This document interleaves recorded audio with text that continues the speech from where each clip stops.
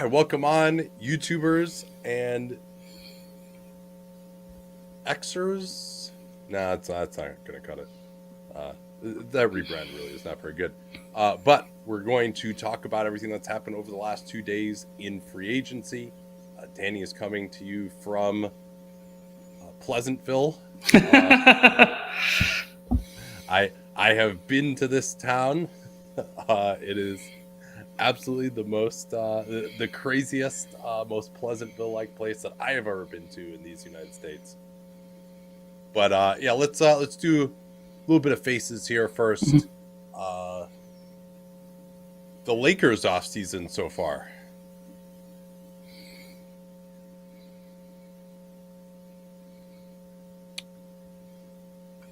Let's see. Donovan Mitchell re-signing with the Cavs.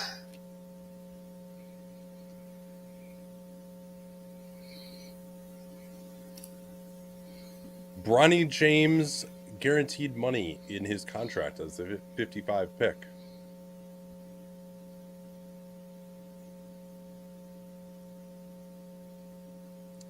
All right, let's do a podcast here. Welcome on to Dunc'd On on YouTube, Dunc'd on Twitter, and of course on Dunc'd On Prime. I want to remind everyone before we get started here, I'm extending the special promo code for Dunc'd On Prime for another couple of days.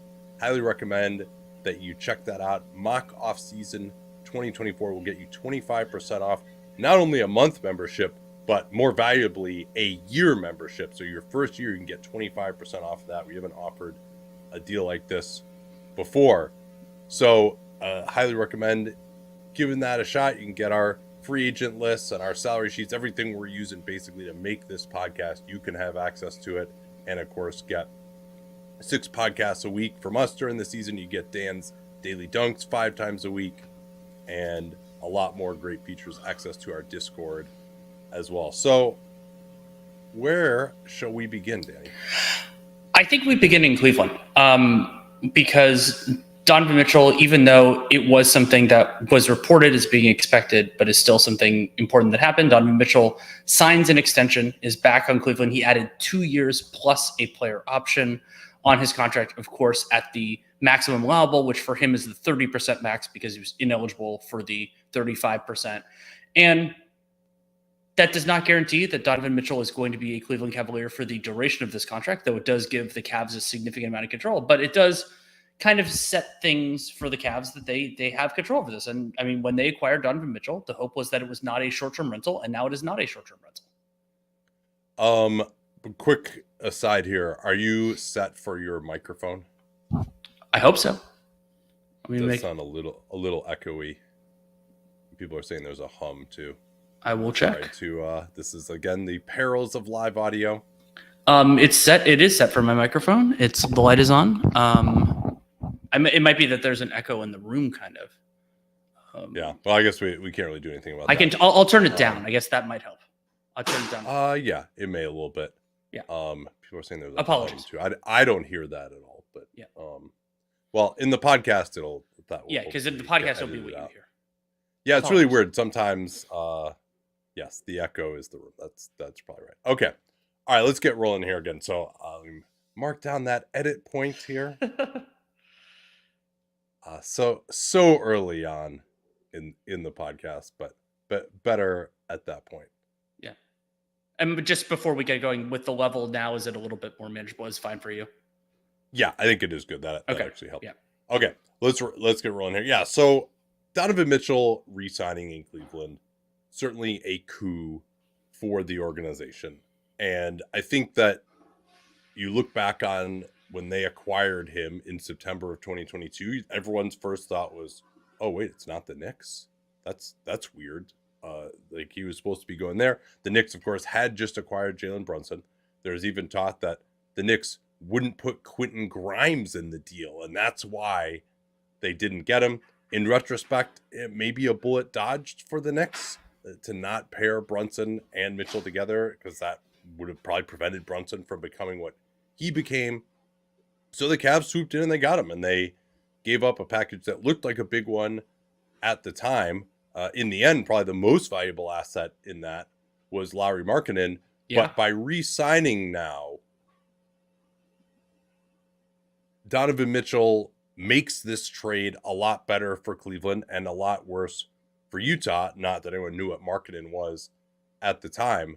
So definitely a big organizational win. He is going to sign the 2+1. Mock offseason predicts all. And, we'll see what happens next in Cleveland. But certainly that organization has a lot to crow about. We had contemplated this idea of like, oh, well, they could always just turn around and retrade him 2 years from now. And, this may come to a head again as soon as maybe 2 more years from now, because he's under contract now for 3 more years. But this seems like, at least for now, a very good win for Cleveland. And Donovan Mitchell also gets paid and gets back on the market when he's got 10 years of experience. For sure. And we've seen that, especially for these players who are ineligible for the 35% max before the 10 years of experience, that timing it out that way can be valuable for them. And for Mitchell, this is security. Of course, he was dealing with knee issues. And so you kind of want to lock something in. He could have locked in a longer contract. I'm sure Cleveland would have offered it. And also a little piece of context here that the picks that Cleveland owes Utah. So they owe their 20 remaining. They have their 25, they're 27, and then they have a couple swaps, and then they're 29. So now they have team control on Donovan Mitchell for 2 of the 3 remaining unprotected picks. They have unprotected swaps as well. But so that, that for Cleveland, it's like, well, yeah, there of course is still a risk. You can be bad any given year, but you have Donovan Mitchell on your books for a lot of that time. And so that's going to be good for them. And then also this gives Kobe Altman the latitude, kind of, if you want to call it the creative freedom, to think about this team with Donovan Mitchell as a or the focal point. So whether that means keeping Jared Allen or trading Jared Allen, keeping Evan Mobley or trading Evan Mobley, and the same thing with Darius Garland, well, you have Donovan Mitchell in your franchise for at least the next 3 years to figure all that stuff out. Yeah, now there isn't as much pressure. We'll see whether Darius Garland now is going to push for an exit. That seemed like, at least for now, just a blip, that reporting that he might do that. I think they at least bought themselves until the trade deadline to see how it works with Coach Kenny Atkinson. And for Mitchell, this decision, and how much of it is he just loved being in Cleveland. How much of it is he wanted the financial security now. He would have had to wait 6 months to get it if he got traded. And who's to say even that a trade would have happened early enough for him to extend before the trade deadline? How much of it was that there just wasn't necessarily another option that was so good, right? I'm trying to think of what the option was that at least over the next 2 years, which is basically what he's committing to, right? Because he'll be right back where he could request a trade with equal leverage 2 years from now, would give him a better chance to compete than Cleveland. I'm not sure who that is, right? We went through a big, long analysis in the mock off season. I think that holds up pretty well as far as Mitchell trying to consider some other options. There was the Lakers, there was San Antonio, there was Miami, and maybe given the fact he had 1 year left on his deal, he could have, had he been willing to let it get messy the way Anthony Davis did, for example, or James Harden, got himself to exactly where he wanted to be, which would have been imperative because that place would have needed to have his bird rights to re-sign under the contract that he wanted. I don't know that Donovan Mitchell has the stomach for things getting that messy either. And also, Cleveland's not a bad place to be. I mean, the East did get tougher so far this year, but Cleveland is a lot younger than some of these teams. They have assets to improve the team as well. And if you're talking about a 2, 3, 4 year horizon, Cleveland could end up being, right near the top of the conference. I guess the other thing too is Donovan Mitchell, he views himself as the best player on a championship team. I personally do not see him that way as a shorter guard who has had good and bad moments in the playoffs throughout his career. I thought this last year was actually pretty decent for him, especially considering his injury issues. So if you see yourself as the best player and you want to be the best player, then Cleveland is probably the place to do that, to be the unquestioned alpha dog, but also to have a chance to really compete and get better with some other young guys around you. I like that point. And for how a player sees themselves, how they see their role on their team is exceedingly important for what they're doing. And Donovan Mitchell, he seemed more interested in going to the Cavs than seemed pretty excited about it. And that doesn't have to be lip service. And so to kind of bear that out, to really show it by re-upping when you have the opportunity. And another complication for the next Donovan Mitchell situation is that I don't think he's going to be amenable to an extension because the 35% is off the table. And so it might be a circumstance where... Well, why would it be off the table? Well, because you can't... Oh, that's right. Yeah, you could, because if that's within the legal... within the extension. Yeah, right. So 2 years from now, he will be eligible for a 4-year extension, 35% of the cap if he declines his player option. Yeah, that could be possible. And that does have actually some value. I mean, I think going for the 2+1, is Donovan Mitchell typically the sort of player who has gotten, 35% of the cap, who's aged that well? But 2 years from now, he might be, right? Like he won't even be 30 yet at that point. Mm-hmm. Right now, Donovan Mitchell is, he'll be just before 30. He'll still be really good. He'll have the leverage over the Cavs. They'll presumably be a really good team. If they don't extend him, then he can say, trade me. So this is, I think, a pretty good piece of business. And also that as the unquestioned alpha dog, the guy who stayed, this is the best chance for him to continue to get paid throughout his career. So this is the best possible piece of business that I believe Donovan Mitchell could have done, because basically what you want to do when you're a player like him is probably going to decline into his early 30s and not be worth that 35% max contract is force the decision point to get the extension for the 35% max on Cleveland absolutely as soon as you possibly can. And that's what he's done with this approach. Are you ready to move on? Yeah, let's see here. I'll let you pick the next topic as well then. I think we go to the Lakers, where it's not all the way over, but it seems like the pursuit of a player that LeBron would be willing to take a pay cut for is over, because LeBron James agreed to because he didn't take a pay cut, agreed to not only that, but the structure of it going kind of a throwback to Cleveland, appropriately enough, doing a 1+1 at the maximum. And so that means that LeBron, who did get a formal no trade clause in this, he becomes the second player in the NBA to get one. But that is significant for a number of reasons. So the 1+1 means that LeBron has the ability to become a free agent next year, but it also means that he didn't get that 3-year contract, which we expected. That's the most that the Lakers could have offered in duration due to the over 38 rule. And so I can't say that means he's going to leave. I don't think that he is. I think that LeBron will retire as a Los Angeles Laker, but this is a different contract than we expected, and that's significant. Yeah, Woj viewed it as taking it year by year in his tweet. My impression was that meant like, he's taking it year by year on whether he's going to play. Well, he's got 54 million reasons that he's going to play in 25-26. So that's going to happen. He will play that year. It seems impossible to imagine that he wouldn't, or he'll just, even if he gets hurt this year, he'll just sit out and get paid. But he can, in theory, hold the Lakers' feet to the fire.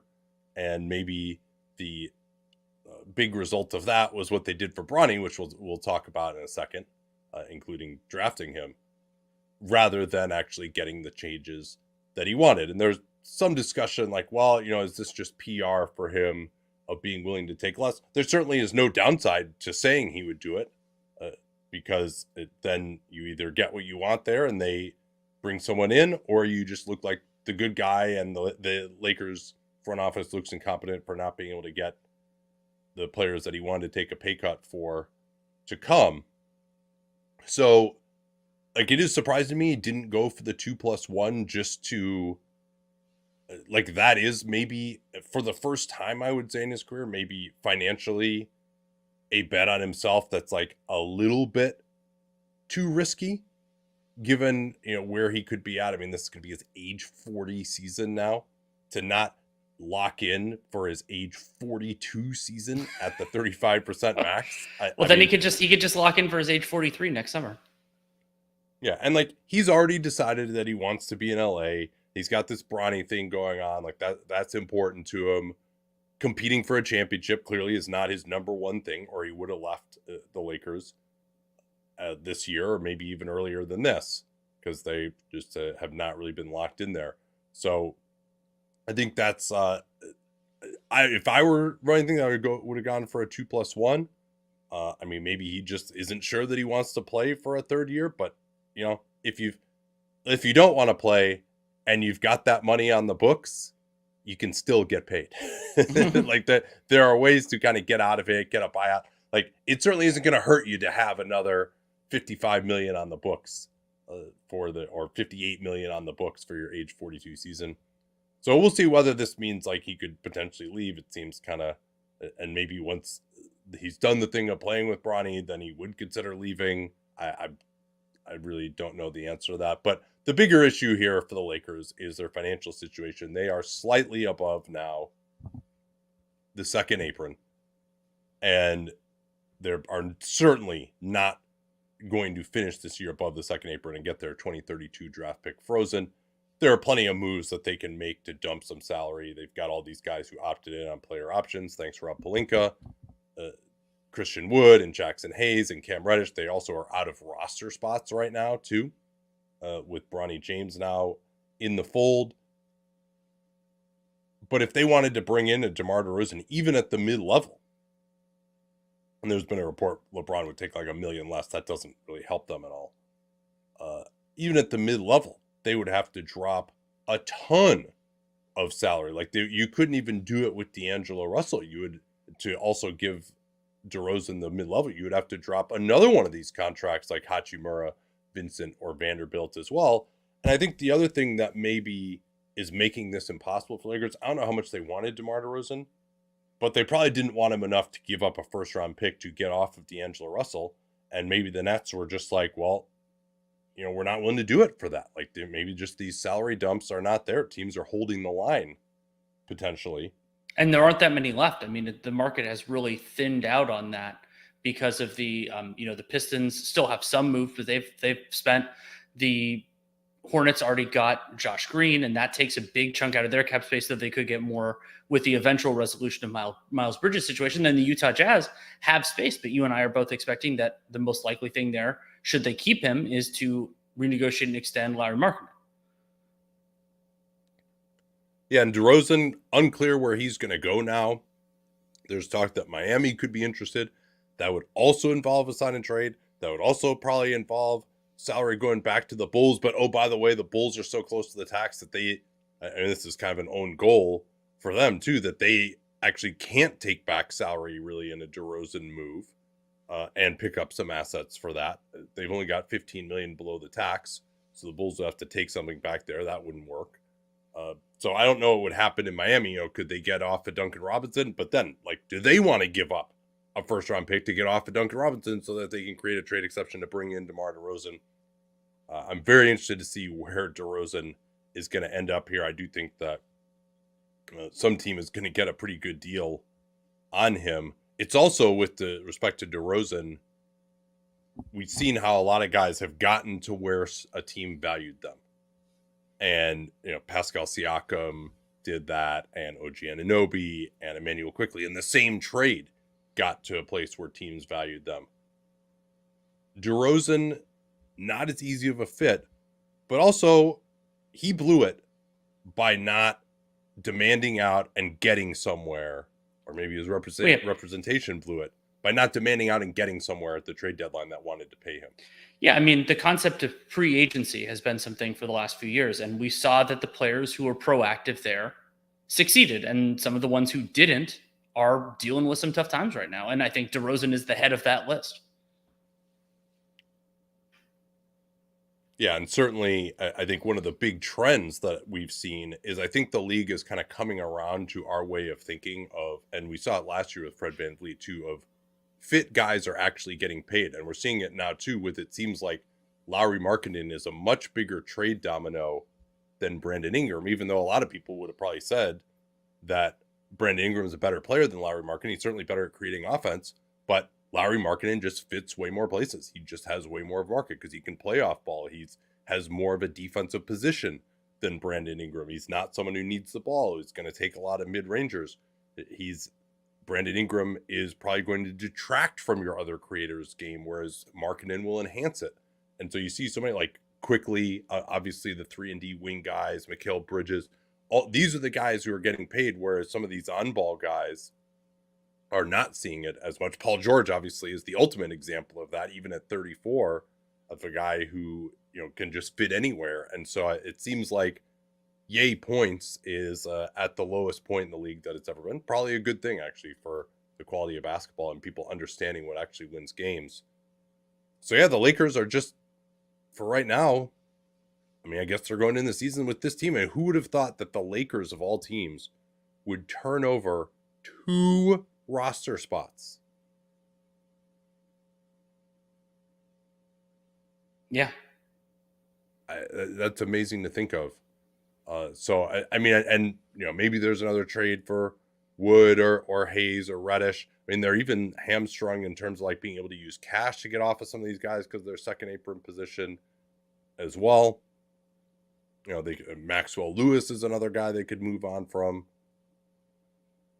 So yeah, and to be abundantly clear, just like everything else, you don't have to get under the second apron right now. You just have to do it by the end of the regular season. And there are a million ways for them to do that. But also remember that doing any of the actions that would trigger the second apron, the hard cap, means that you have to be under it at that point for the rest of the year. So it means that kind of sequencing moves, all the type of stuff, like you kind of have to have your ducks in a row, even if you don't have to do it right away, because say you want to send cash in a trade or do something else. It's like you have to get under the second apron before it would hard cap you.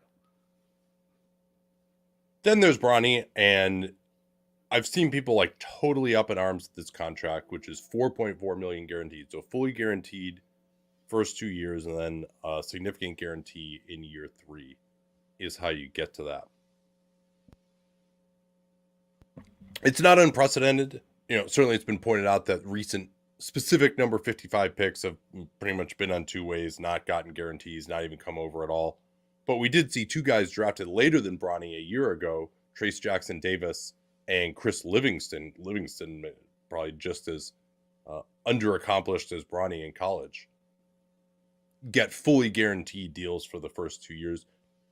I don't know exactly what the Bronny distribution is. You'd think it would be at the minimum that they can possibly pay him this year. Maybe that's why they guarantee in year 3. Now that as far as I can tell, is unprecedented to have a guy drafted this late get it guaranteed money into year 3.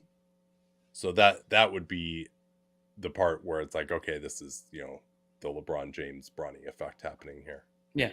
And as a reminder, with the new second round pick exception, you actually do not have to pay them the absolute minimum in their first year. You can go a little bit above that. You can go to I think it's the second year minimum at that point. So Bronny did get a little bit less than the most allowable for the 24-25 season. And we don't know. It looks like he got the minimum allowable for each year, but then, as you mentioned, got a larger guarantee in the third year than we've seen, at least as far as my recollection goes over recent vintage. Yeah, I haven't tried to really run down exactly what that distribution is. That's probably not the greatest use of my time, at least as of now. But that is your first indication, really. That, I mean, obviously because of who he is, that's why the Lakers went and got him and all that. But for him, sort of quote unquote getting something that he doesn't deserve, that money in the third year is something that definitely did raise my eyebrows with that respect. And I still think he's going to be a good player. Actually, I'm going to see him for his Summer League debut on Saturday, which I realize is kind of interesting, in San Francisco.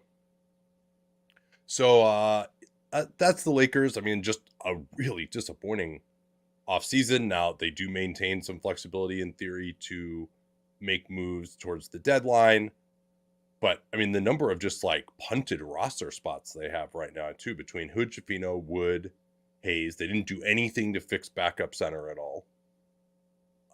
They're hoping Max Christie can get in the rotation. They didn't bring back Dinwiddie. And, maybe they can get more out of Gabe Vincent this year. Hopefully he's healthy. That would actually really help them a lot. But they're relying on LeBron James and Anthony Davis, who are both a year older and in their 30s/40s, So it is difficult to imagine that this group can be much better than they were, particularly when you consider how healthy they were with LeBron and Davis last year. And I worry about some of their creation, particularly when LeBron's missing time. But I mean, it's LeBron, Russell, and then Austin Reeves. Like, that's not what Gabe Vincent does well. I like Gabe Vincent, but that's not what he does well. So there could be some times where that is a real struggle for them, especially because the Lakers have a lot of other dependent players on roster. And you can make that work when you have guys as good as LeBron James, but you do run some risks.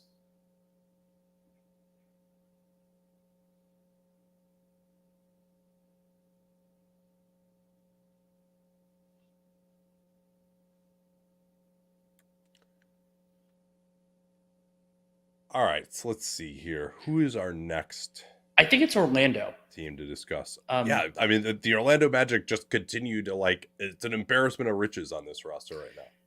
It is. And so they gave a renegotiation extension to Jonathan Isaac. I haven't seen the exact terms here, but it appears that what they did is they gave Isaac a raise for the 24-25 season.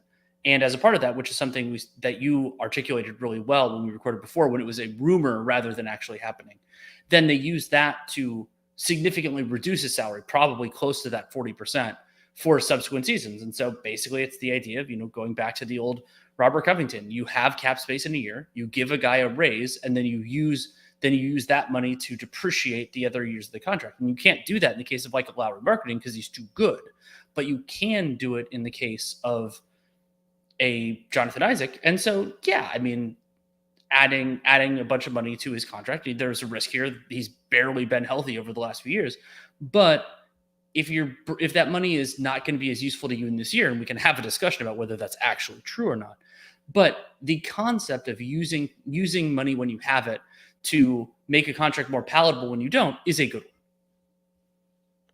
Yeah, and I would guess that there's some kind of team consideration on the end of that Isaac deal, which as we are projecting it right now, it's going to drop to $12 million in the 28-29 season. Now he'll be over 30 at that point, but that would be well below the mid-level there. So I mean, that's what they did on the last one, that there are a lot of non-guarantees. And as it turned out for Isaac, in the early part of that, he was always like just close enough to coming back that they didn't waive him. And then he actually, the year before it was going to become fully non-guaranteed, he actually had his best year and his healthiest year and was able to get paid like this. I also think that, like, Isaac, maybe if he can stay healthy, could be a possible trade candidate, or they hope that they can play him more as a small ball center, even though that failed in that Cleveland series. There might be other matchups where that would work a little bit better. So, and then they bring back Mo Wagner as well. They opt him out of an $8 million team option, bring him back on a 2-year, $22 million deal. So he gets a raise. I would guess that there's again a team option next year. I mean, it's the Orlando special at this point. Yeah. And because, I mean, you had him for $8 million. So the idea that, like, hey, we're going to pay you an extra $3 million this year to get that team option next year. And, oh, by the way, you happen to be the brother of our second best player. When this comes out, I will update y'all appropriately, but I would guess that there's going to be some significant team consideration on the end of these. But let's just go through who's on this Magic team right now, because it is just an embarrassment of depth. I mean, one of the deepest teams that I can remember of guys, making more than the minimum even. Their highest paid player will be Isaac this year, then Caldwell Pope, and then everybody else makes $12 million or below, but there's a lot of good players on that list. So my projected starting lineup for them, knowing what we know right now, is Jalen Suggs, Kentavious Caldwell-Pope, Franz Wagner, Paolo Banchero, Wendell Carter Jr. Strong starting five. Not the best in the league, but very, very strong. Then on the bench, you have Mo Wagner, you have Jonathan Isaac, you have Gary Harris, you have Goga Batadze, you have Cole Anthony Black, ideally. Then you also have, flyers on Jet Howard, Caleb Houston, and that's pretty much it. I'm missing Goga Batadze, did you mention Goga Batadze, and then Tristan Da Silva as well, who they drafted in the first round. They drafted 18th. I mean, that is just a lot of guys. I mean, even someone like Houston has flashed some promise. Jet Howard, perhaps less so. But, I mean, they still have, I think they're pretty close to out of cap room now. They will be once Batadze signs his deal, they could, in theory, use a little bit more at this point, about $7 million or so. Markelle Fultz apparently will not be back there, but yeah, I mean, that is just a crazy deep team, and you wonder what Black's path is to playing time. But and if you're Anthony Black, you're sort of like, oh man, you had to bring back Gary Harris, but it's like nobody wanted Gary Harris. Yeah, we'll take him at $7 million. Why not? My concern, and I don't think this necessarily with Batadze, because especially with his low capital, they didn't lose anything here, is I wish Orlando had thrown more of the resources at like creation, players who can generate advantages. And they have a really good team. It's just that the way I was thinking about this over the course of the last 2 days is it's sort of like preparing for a marathon and doing a lot of like strength work, like free weights and stuff, where it's like, it's not necessarily going to hurt you, but did you really do the things that you need to the most to set you up for success? And like the Magic, their limitations were offensive. And it is fair to argue that internal improvement, particularly from Paulo Banchero, but also from Franz Wagner, that is a clear path to success. But, and just everything they did does not preclude trading for somebody like Anthony Simons or something else, depending on what it would do. And they got value on most of these players. But I am concerned that the Magic spent all this. They have all this really good depth, but they didn't strengthen their biggest weakness. Yeah, now they have all their draft picks going forward. They also have that 2025 Denver pick, which probably doesn't have a ton of value, but certainly a consolidation trade, although we always talk about how difficult those actually are in practice. It would be useful. And I'm not the only creator that I would have been like semi-interested in if I were them would have been DeMar DeRozan, but I don't think DeMar would have been their first choice. They probably would have wanted him to come off the bench. They could have paid him more probably than any of these other teams. And that, of course, has its own value. Like they could have easily paid him $20 million a year. And okay, then you don't bring back Gary Harris and even Batadze. You could get into the high teens just by not signing Harris or just keeping Mo Wagner on that team option. Or like not giving John Isaac the extra money early. Yeah, right. I mean, they kind of just were like looking for things to spend their money on. And I think being in that mode, they actually did pretty well. They got guys on good contracts. I'm not arguing with that. But I actually think DeRozan could have really helped them. Maybe they don't want to take away from Franz and Paolo. And I get that he's not a great shooter. But they have like some decent skill options at the 5. And DeRozan is actually like, they also don't have anyone who can really create reliably for mid-range. Like Paolo had some big hot games in that Cleveland series, but he still is an under 40% mid-range shooter last year. Franz doesn't really do that at all. Cole Anthony is not really someone that you love doing that, and certainly not at a playoff level. So I think DeRozan could have really helped them. I'm fascinated now to see where he in fact ends up. Miami is one of the places that has been talked about there. And Alec Burks will sign there for the minimum. It was not reported as that, but when the tweet says 1-year deal and doesn't say the amount, it's the minimum, and their finances reflect that. In Miami's capacity, I've been kind of banging this drum for a little while. Their capacity to add talent was going to be extremely limited. We still don't know another player who's lingering out there is Caleb Martin, also his teammate Haywood Highsmith. Like both those guys just kind of sitting out there right now. There could be opportunities that present themselves, and whether anything kind of shakes loose over the next couple of days. And the Heat did sign a 44th pick, Pelle Larsson, to a contract that is fully guaranteed year 1, substantial guarantee year 2, team option year 3. That is fairly common for players in that range, though some have gotten 4-year deals with a 4th-year team option in that circumstance, because then that allows you to avoid the Jalen Brunson problem. But so Larsson, he'll be under contract in Miami. There, I mean, even without, so this is with $0 for Martin, $0 for Highsmith. Like they're still well over the tax line, and like with either one of those guys at a reasonable salary, like you're maybe even getting close to the second apron. Minnesota, another one of these teams. I always enjoy these signings where, again, it says 1-year deal because the agent doesn't want that word minimum out there attached to their client. But it's easy in Minnesota's case because they cannot sign anyone else for a new addition for anything other than the minimum. Yeah, and Joe Ingles is absolutely cooked defensively, but this is a place where someone like that can survive. He'll still be able to shoot until he's 75.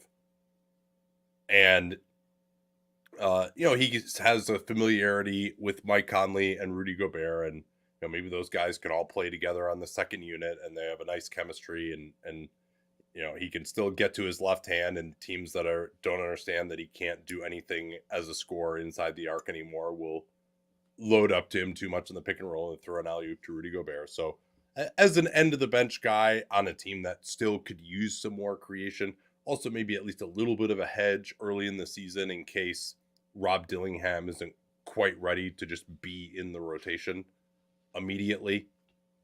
So reasonable enough. And they're also going to bring back PJ Dozier. Now, there was a tweet about this. Wouldn't shock me if this just ends up being kind of more of a camp deal. I don't know. He played overseas. Tim Connolly has always loved him going back to the Denver days. So maybe more is guaranteed, but I don't really want to talk about it more other than just that he can be another kind of ball handler, kind of defender. Well, and but I don't think this is a major acquisition. I don't know how much he even has guaranteed, honestly.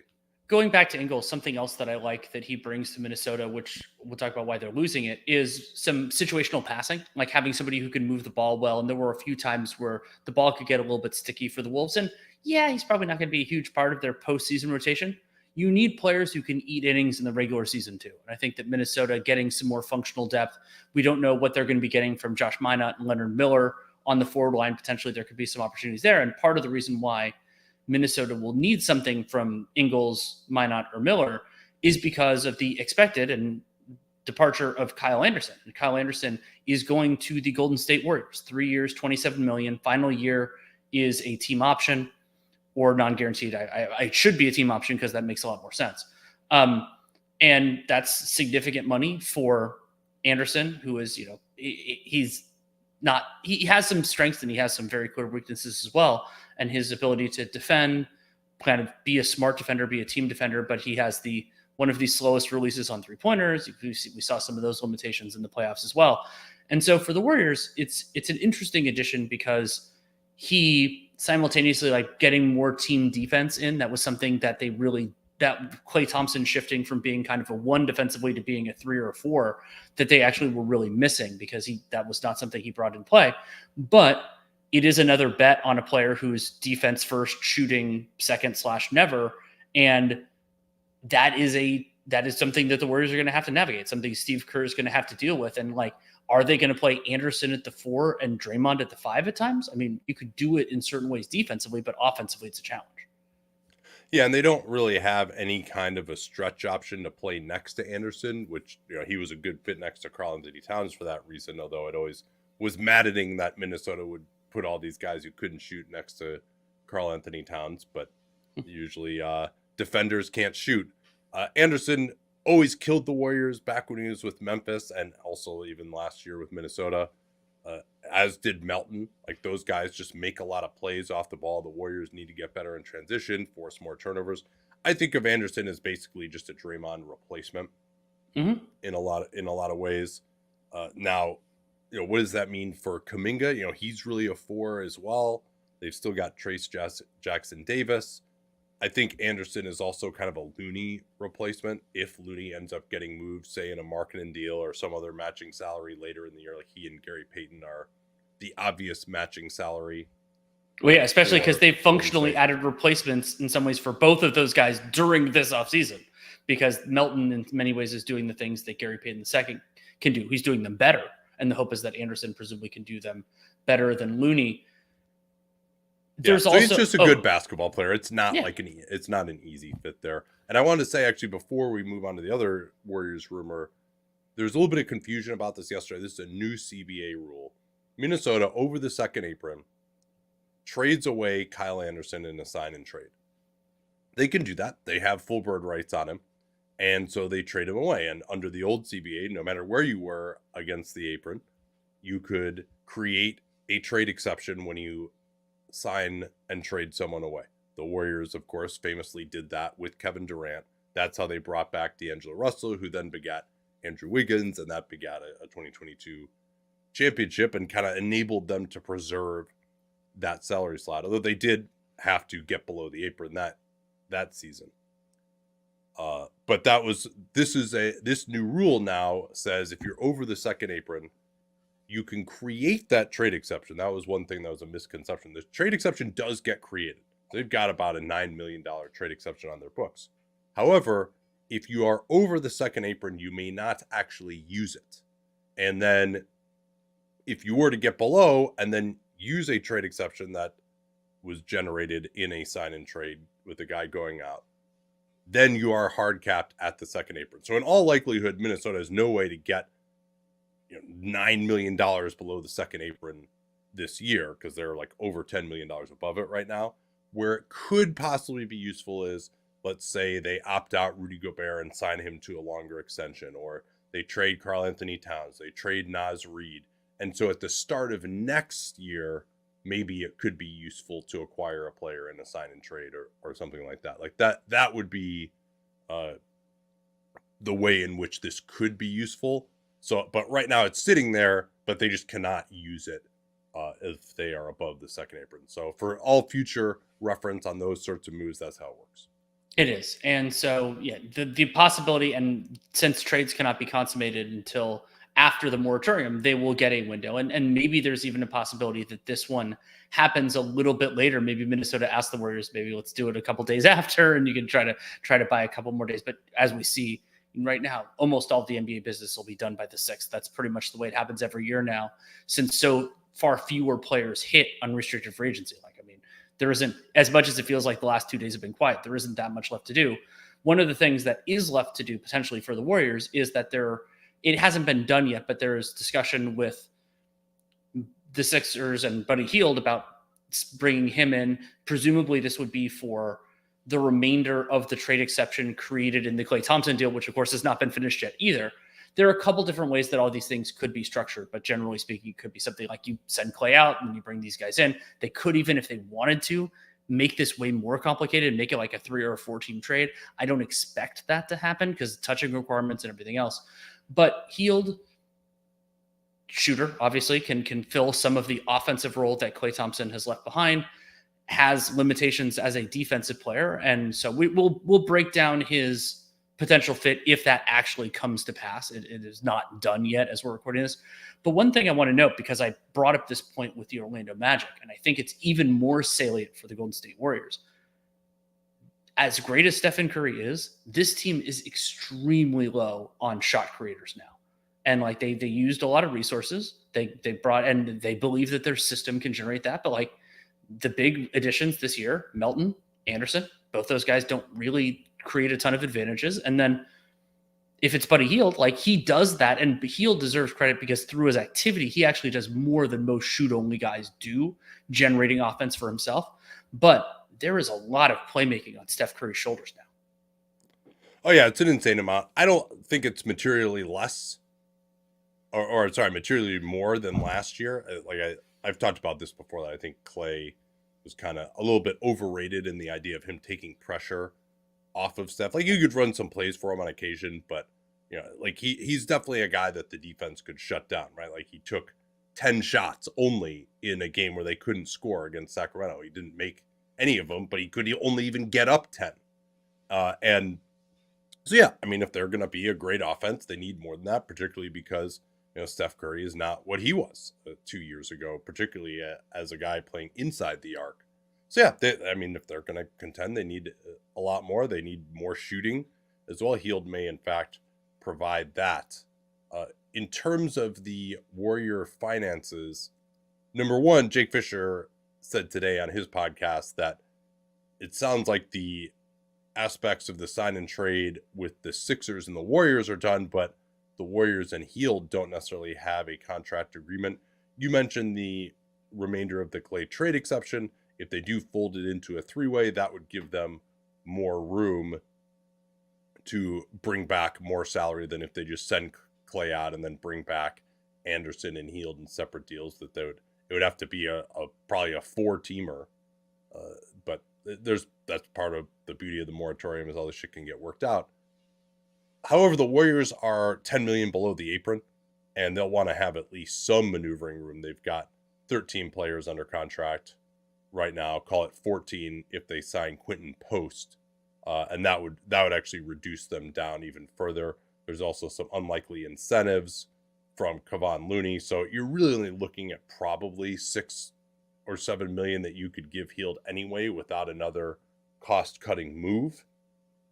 And maybe that's the sticking point, but it doesn't seem like Hield has much of a market above the minimum elsewhere anyway. So we'll see. Eventually, this will probably get worked out, but that's the limitation. And I would also be shocked if the Warriors are this close to the tax and don't actually get out of the tax by the end of the season in some form or fashion. But RIP my dreams of Lindy Waters III being like their shooting specialist off the bench who's going to like really break out this year if they do sign Hield. And yeah, we can get back to this comment from Black Swan Man. Says, I can't help but feel like this first apron and second apron is a total mess. I mean, I agree with you. It's a huge pain. It by making it more complex, that's really how the owners kind of made this more of a hard cap in disguise. Although, again, I really balk at the idea that like so many teams are affected by the second apron when 3 teams a year would go over that amount just due to the tax payments anyway, and they increase the tax payments a ton too. But the biggest thing that I don't like is if you take back more salary than you send out in a trade, you're immediately hard capped at the first apron. That's the one rule that really is like kind of driving me nuts in this. Like the Knicks are dealing with this right now in the Bridges trade. But also it's good for business. For our business, not for the NBA's business. Yeah, I mean, they probably think it is good for. Well, is it good for business in the fact that it's going to make the league more popular? No, I think having more complex rules probably doesn't necessarily help that. But it's certainly good for business in the sense that like there's just greater cost certainty for the owners, and a team like the Clippers can say, or the Nuggets be like, "Oh, second apron, woo, can't do that." Yeah, that's true. Where are we going next here? I mean, we're kind of on the value hunt, and I think we go to Phoenix where Monte Morris only taking a minimum deal with the Phoenix Suns. Of course, it didn't have that phrasing in there, but Phoenix can't offer anybody more than the minimum. And I've been more of a Morris fan, I think, than it seems like the consensus, considering what he just got paid. But getting a credible backup center, even if he's missed some time the last couple of years, for the minimum, backup point guard for the minimum that's very good for the Phoenix Suns. Yeah, I mean, considering how I think they've done like okay-ish, considering what they've had to work with, but of course they have not been able to make a trade either. But they've established maybe some other ways to play with some of these younger bigs that they brought in, and Morris does give them that backup point guard who's not going to just turn the ball over 6 times at the start of the fourth quarter to have him blow another lead. And Morris, I think part of the appeal there for him at 29, he just missed half the year in Detroit, never really got comfortable there. He had this quad issue, then was on the fringes of the rotation in Minnesota, never got comfortable there. But this is probably the best place for him to reestablish his value as at least a kind of an upper end backup point guard.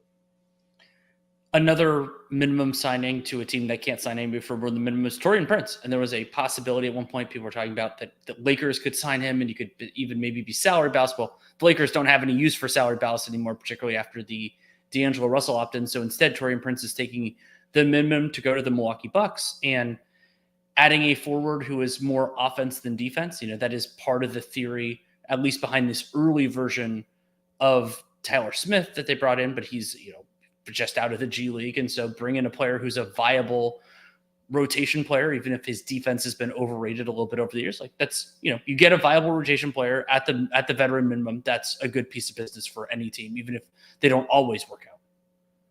Yeah, I did think one of the new hallmarks of this second apron era was Eric Name, who does a great job for them, being like, oh yeah, I really poured over the film to see how Taurean Prince could help them. I'm like, man, like that's like their one addition so far. I guess Wright is the other one. So yeah, to get 2 rotation players, at least as of the last time we saw them, for the minimum is not bad. Like the Prince and Wright would have both actually really helped the Bucks last year. Seems like Jay Crowder at age 34 is probably not long for this group. Still nothing on Malik Beasley. The Bucks could at least offer him 120% of the minimum to come back. I would assume they would do that, although it seemed like Doc had kind of soured on him when he wasn't starting him by the end of the year.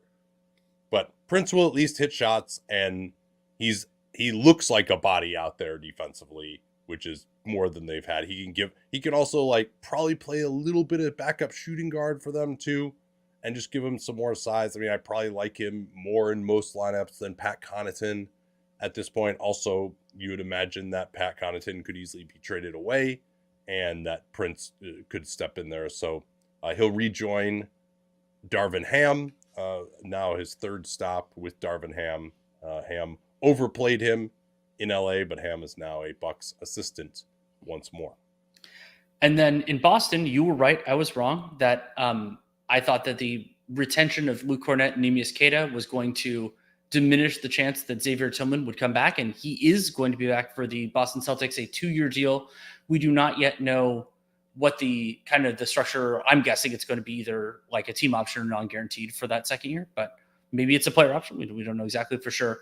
But Tillman, you defender, you and I have both really appreciated over the last couple of years, and another guy that they can add to the mix. I thought he did, in limited minutes, did a pretty good job defending, including in the finals with Luka, and another player that they can have in the rotation when they want him. Yeah, I mean, he was very good in that game 3, and certainly a deep bench guy, but someone who can come in, not screw up, make an impact defensively, and maybe he'll continue working on his 3-pointer. Still only 26, even though it seems like he's been around absolutely forever, both in college and in the NBA somehow.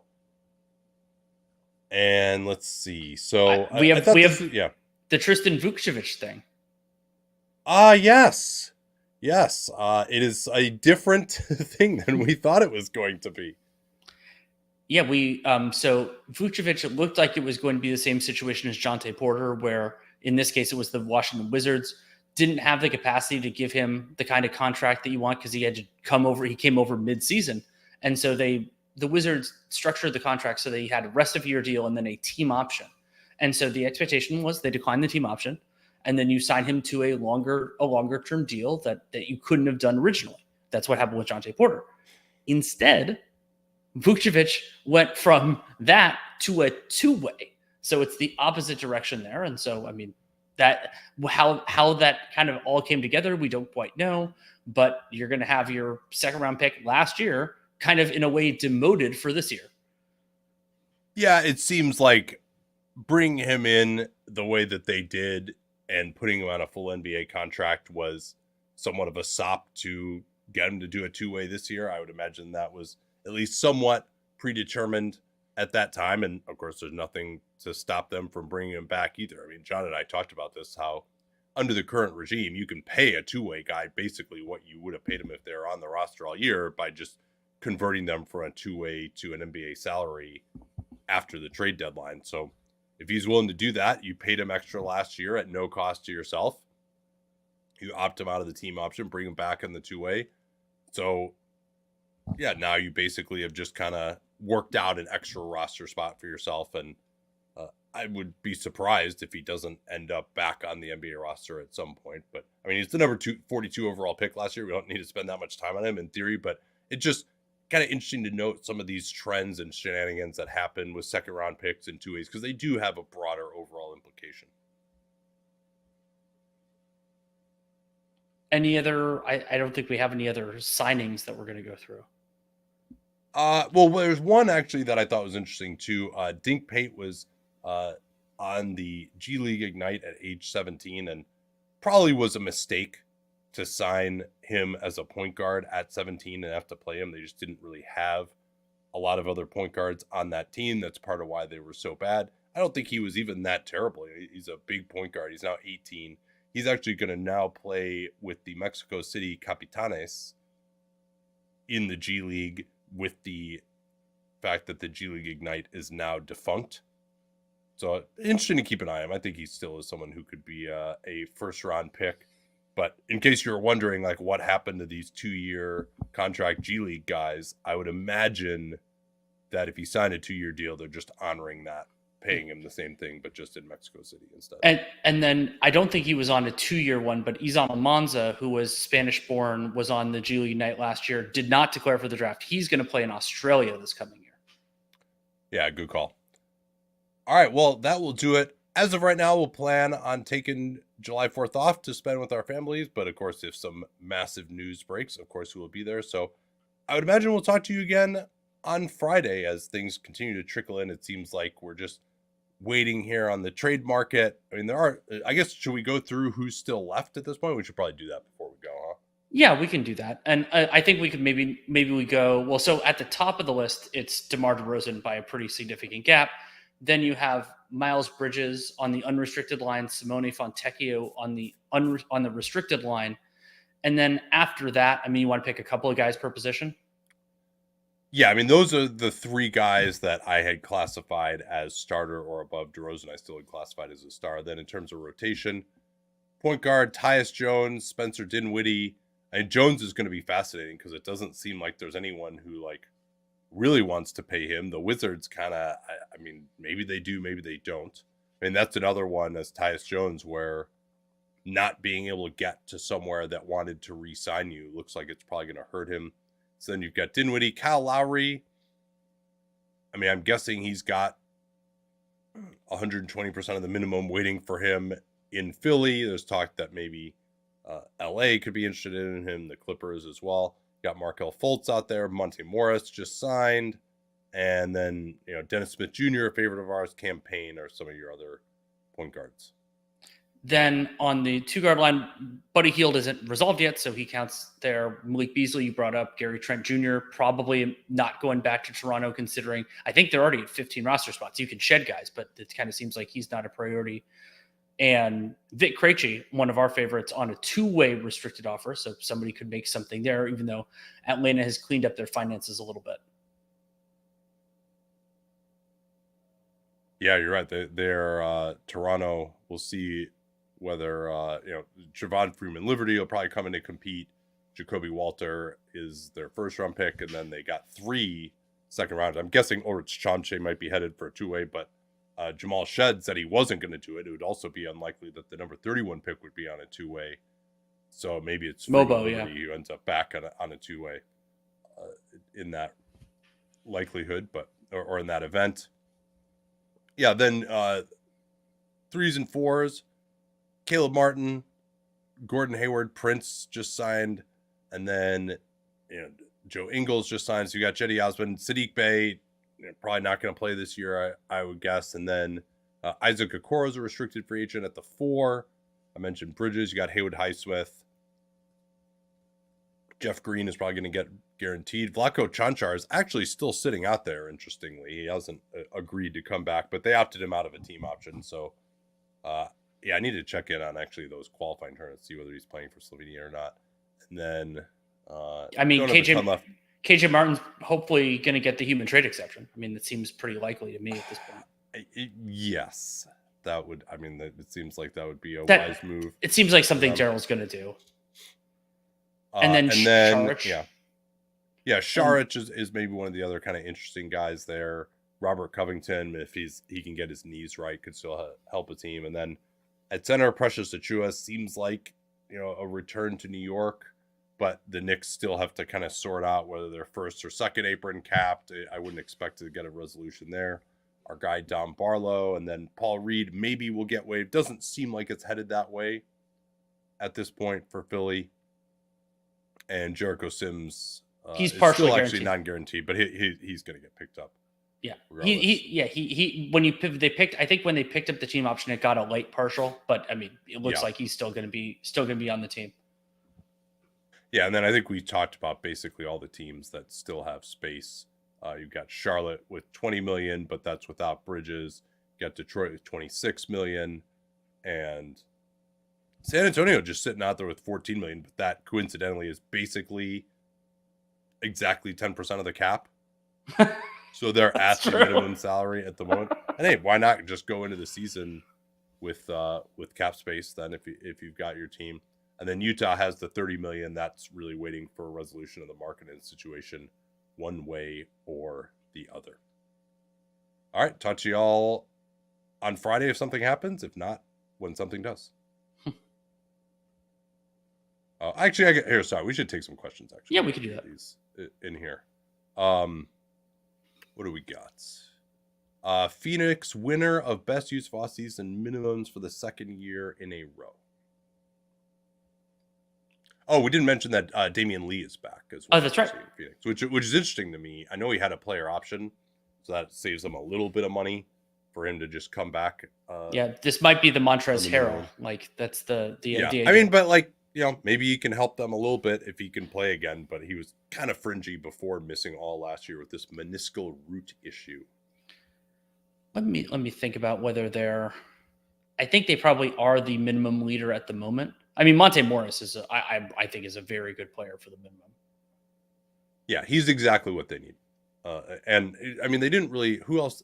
I don't know if they are winners because they weren't able to retain Eric Gordon. Like he actually is important for them, so like they probably have more talent. Yeah, I would say Philly has a real chance to be the winner, the eventual winner here, depending. Yeah, I mean, we're not going to find out for a while though, because I mean, Malik Beasley. I don't remember when he signed, but I think it was pretty late on with the Bucks. He was one of the better minimum signing. Derrick Jones Jr. I think was an August signing. So it's probably too early to say at this point. Guys to keep an eye on at Summer League. Certainly Bronny, I'll be interested to see. I'll be interested to see Reed Shepherd. He's probably the number one guy. I want to see how he looks.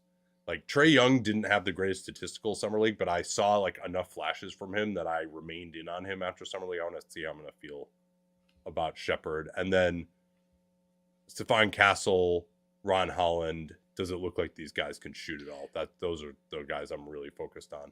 Yeah, that'll be high for me. And I'm interested in how some of the older guys, like I was very in on Baylor Shireman compared to the general consensus. I want to see how he looks early for Boston. And then some of the raw toolsy guys, Cody Williams, Tijan Salon, how do those, like what do we see in this kind of a setting compared to what they did in their previous stuff? I think, and then like, so, and as I mentioned, the guys that I was higher on than the consensus. So I'm going to be more emotionally invested in like Yves Missi as well as some of those guys. Like, do they pop? Do they not? And like, I love for my predictions to be right, but like you have to be able to be ready to evaluate. And it's part of what makes Summer League so much fun.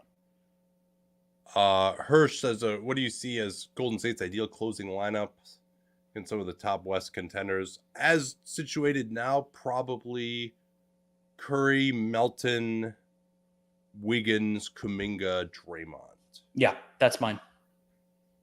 And he also says he thinks a rapid Kuminga development or a Lowry trade might be their only avenue to quasi contention. Yeah, and maybe if both those things happen in the next 2 years, then they might be able to get back into it. But I just don't. I hope desperately to be proven wrong here, but I just don't think Steph is at that level anymore. Okay, that'll wrap it up here. Thanks so much for joining us. Thanks so much for being subscribers if you're on Dunc'd On Prime. And don't forget that code MOCKOFFSEASON 2024. We only got a couple days left to take advantage of that. You can get 25% off a year membership of Dunc'd On Prime. So best deal we've ever offered. Hope you take advantage of that. Or if you want to just get 25% off a month too, you can do that as well. Talk to y'all soon.